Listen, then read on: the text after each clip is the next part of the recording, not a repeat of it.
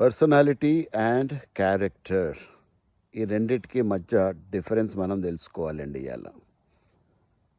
ఏం పర్సనాలిటీరా బాబు ఆయనది, జబర్దస్త్ స్మార్ట్ ఉంటాడు, చేపుట్క ఆద్మీ చిక్నా చిక్నా ఉంటాడు, గోరా గోరా ఉంటాడు, ఆయన నడుస్తుంటే గ్రీకు వీరుడు నడిచినట్టు ఉంటాడు అని ఇది వింటానే ఉంటాం. మంచిదే. You should be thankful to your parents and you should be thankful to the almighty sitting over there కదండి. You should feel so blessed for that. కానీ ఇది ఒక్కటే సరిపోదు. పర్సనాలిటీ అంటే నేను ఏమంటానంటే ఈ అందమైన చెట్లు ఏవైతే ఉన్నాయో ఇది పర్సనాలిటీ అన్నమాట. అందంగా కనిపిస్తుంటాయి కదా. కానీ క్యారెక్టర్ అంటే ఏంటంటే బయటికి కనపడనిది.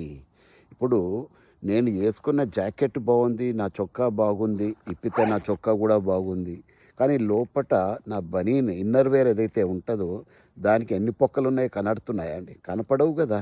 అది బయటి ప్రపంచానికి కనపడవు, నాకు మాత్రమే తెలుసు. That is character.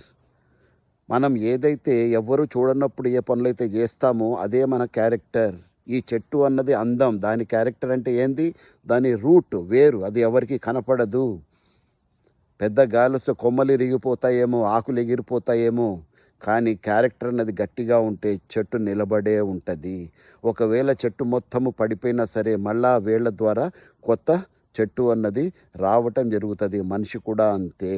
పర్సనాలిటీ ఒక్కటే కాదు, అది టెంపరీ, వయసు కొద్దీ తగ్గిపోతూ ఉంటుంది, ముసలైపోతాము, స్కిన్ వడిలిపోతుంది. కానీ ఆ ఇంటర్నల్ సోల్ ఏదైతే ఉంటుందో ఆ యొక్క నిజమైన క్యారెక్టర్ అన్నది చచ్చేంత వరకు మనతో పాటే ఉంటుంది.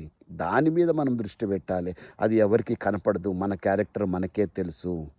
కాబట్టి గుర్తుపెట్టుకోండి మిత్రులారా, కేవలము అందం గిందం కాదు, అసలైన క్యారెక్టర్ అనేది మనిషిలో స్ట్రాంగ్గా ఉండాలి, ఆరోగ్యంగా ఉండాలి, హ్యాండ్సమ్గా ఉండాలి, హెల్దీగా ఉండాలి. ఎస్, అప్పుడు అలాంటి మనిషికి ఎదురుండదు, తిరుగుండదు అన్న సత్యాన్ని మనం తెలుసుకుందాం.